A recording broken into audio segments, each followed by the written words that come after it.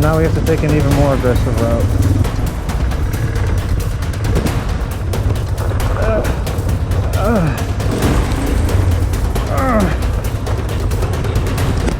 Fuck! I can't stop it!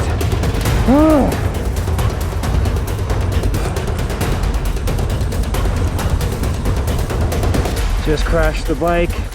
Pretty hectic. Welcome to Santiago, Apoala, a hidden paradise in the mountains of Oaxaca. A small remote village formed by canyons and home to beautiful waterfalls with water so clean you can drink it straight from the stream. Our journey here was stressful for me, even though it shouldn't have been, but my lack of planning and a GPS that couldn't tell up from down contributed to that.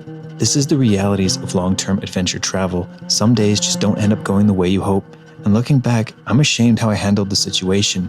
The stress got the better of me that day, but it was a learning experience. Taught me some valuable lessons about patience and keeping a positive attitude even when the world feels like it's crashing down on you. This channel is all about honesty, documenting my journey, everything from the highs to the lows, and this specific day was definitely one of those low points.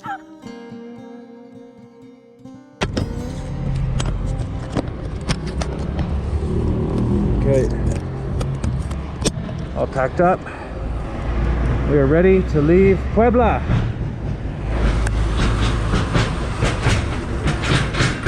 All right, quickly run to the Oaxaca, get some instant coffee for the next 2 days.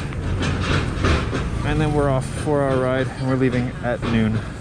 So we're gonna be getting there just before sunset. Okay, let's turn everything on.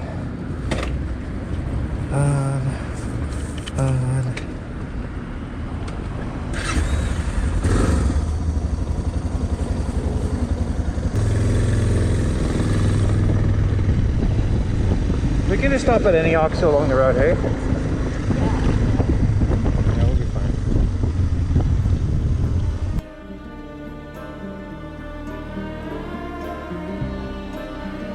We set off from Puebla City with 4 hours of travel ahead of us. The majority of the ride was paved as we passed beautiful desert landscapes and began entering the beautiful state of Oaxaca.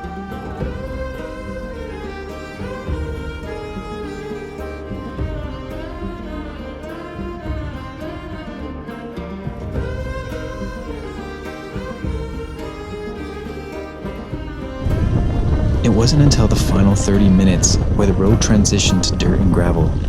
I read on iOverlander that there was supposed to be a paved road all the way to Santiago, and there is, but we just couldn't find it.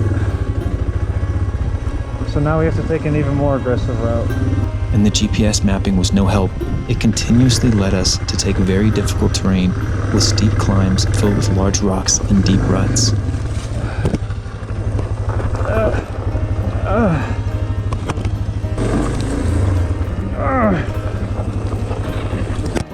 Fuck! I can't stop it! Why? The 400 pounds of this bike overheated the brakes until they were effectively useless.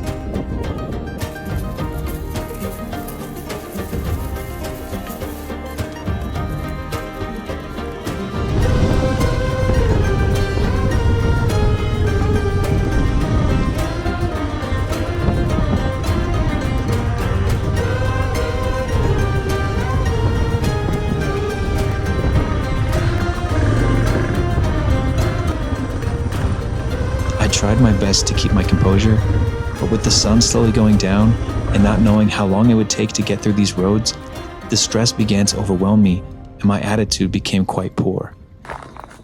Matt hasn't taken us the most ideal route and it's been pretty hectic. We had a little bit of a fall, but so I'm just walking this last little bit. It says like 20 minutes away, but the road is pretty hectic. Just crashed the bike. Didn't get that on film. This route, man, it keeps taking us the worst possible direction. Even though apparently it's supposed to be paved the whole way there, yet it keeps directing us off the pavement.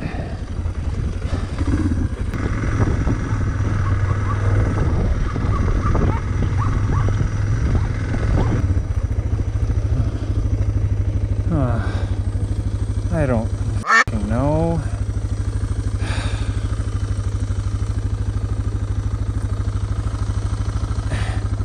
Doesn't even show two roads. Oh, fuck. I don't know if we're gonna be able to pass. Watch out. To your left.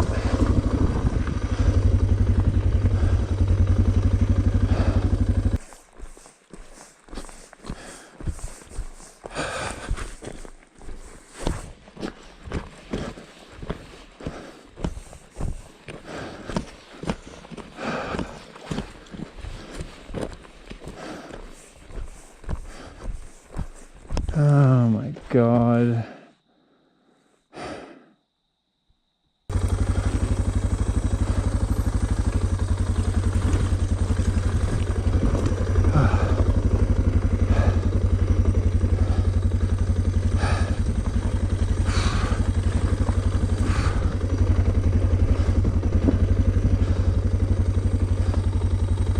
Okay. Nice and easy here.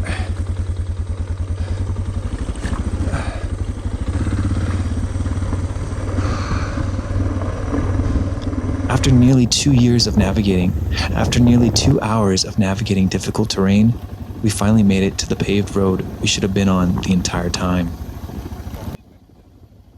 I guess that's just adventure. We arrived to our campground just before dark. Long day.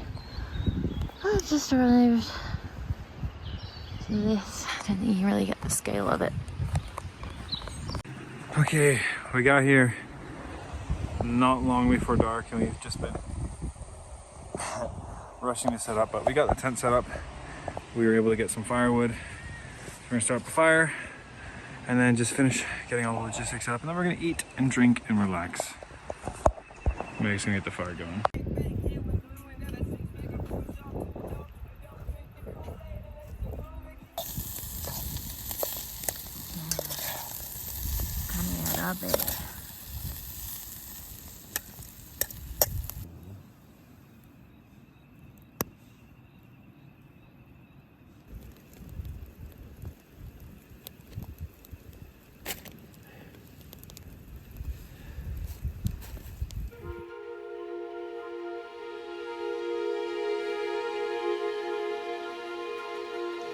It was the next morning and the difficult ride was behind us. We woke up between the canyons and could finally enjoy the paradise that was so stressful to get to.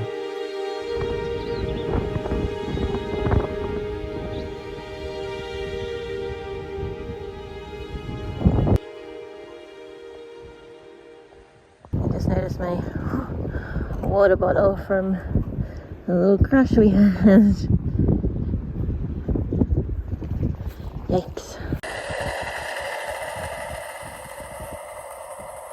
Good morning, everyone. It was a long day yesterday and it's just about 9 a.m. and making coffee with the Bellman. Usually takes a while when I make it with the Dragonfly stove, but I just woke up to this gorgeous canyon view and the sunlight glistening through the sequoia trees right by the creek with a running little waterfall. And yeah, wow, what a beautiful spot.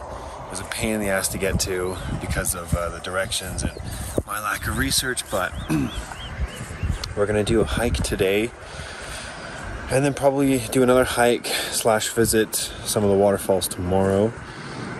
But I didn't prepare for this very well because there's no reception, there's no Wi-Fi to connect to, and so I don't know where these hikes are. I can't load all trails to find them.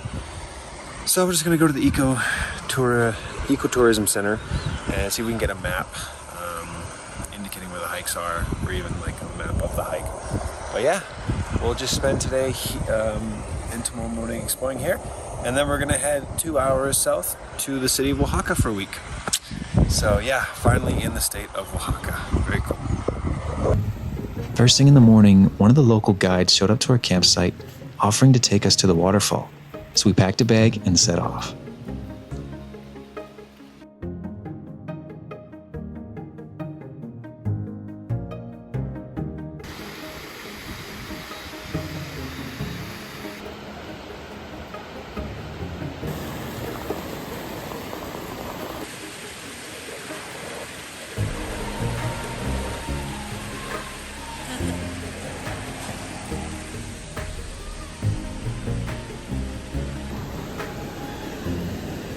So clear.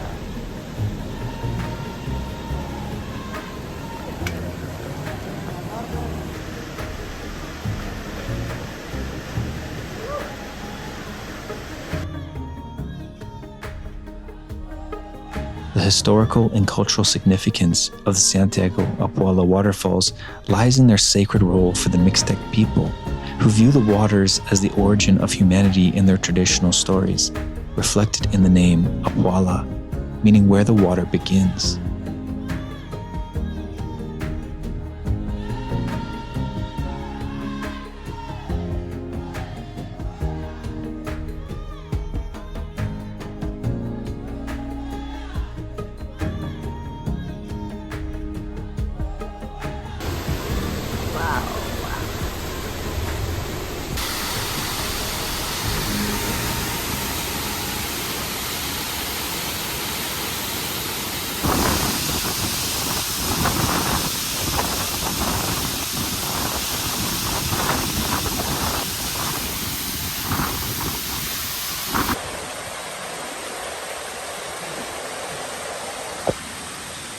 Well, Meg and I made it to our first waterfall in the Oaxaca region, and she's a beaut. Just look at it.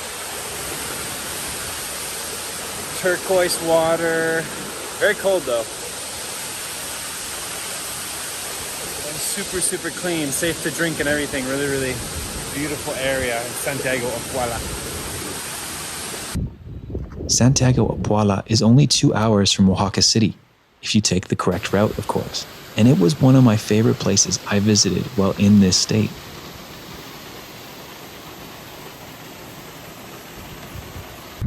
Agave maguey, which is made from pulque. It's like fermented. No, it's different. Our guide then led us to the Devil's Cave along the Mirador hiking trail. The name of the cave has quite a haunting history. Yeah, so a guy was just saying many years ago, babies were missing from down the village and they were found up here in the cave. And that is why, but the cross is there now. The cave is called the Devil's Cave. Let's keep the devil away. Wow. That's something. Wow. That's so impressive. Muy impresionante.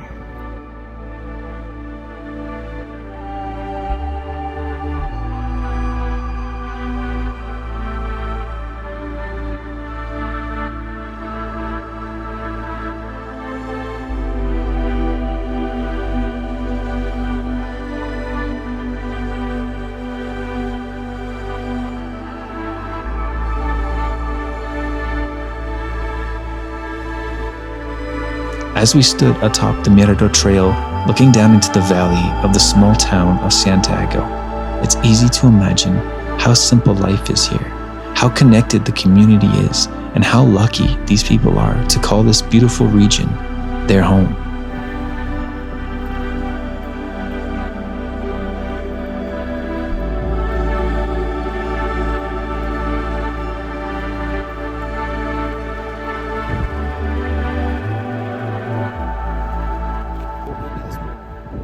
So windy.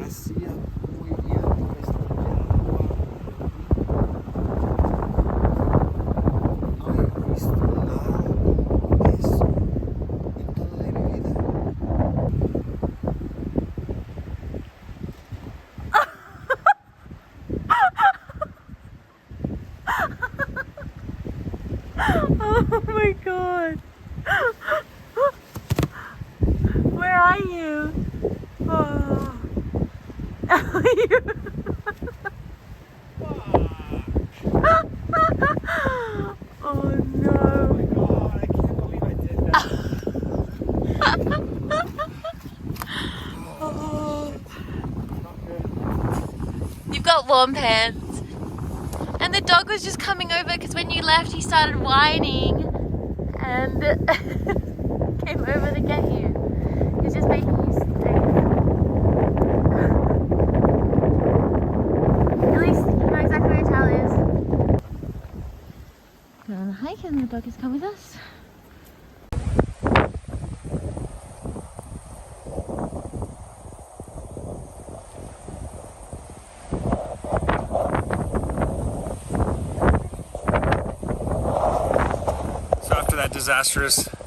After that disastrous fail falling in the river, I just got changed and we're doing the last hike of the area through the canyons, and this time without a guide.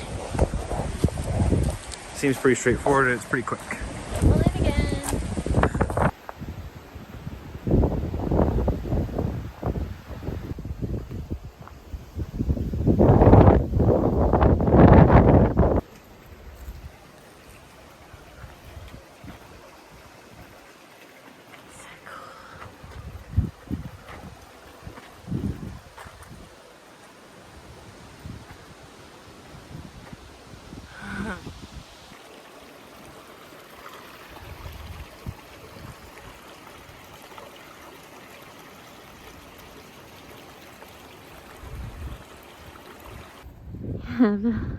All our doggo friends, one that came with us the last hike we did, one that came with us on the first one.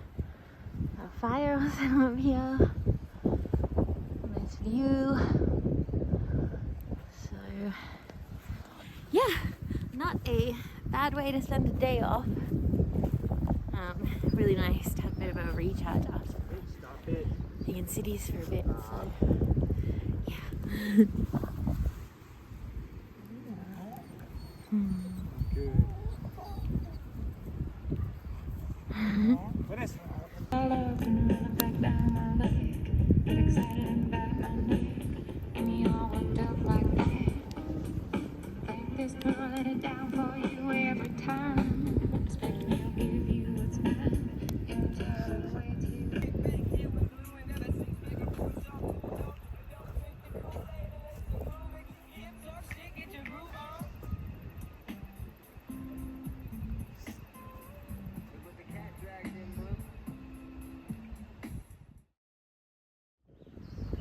After spending 2 days in Santiago, Apoala, it was time to head to Oaxaca City, this time taking the correct route out of here. We had a relaxed morning and slowly packed our bags, and we were off, heading to another city for another adventure. If you're enjoying the adventure and want to see more, feel free to subscribe to the channel and follow along. Our time in Mexico is coming to an end, but this journey through Latin America is just getting started. So settle in, because big changes are coming. Until the next one, have a great week.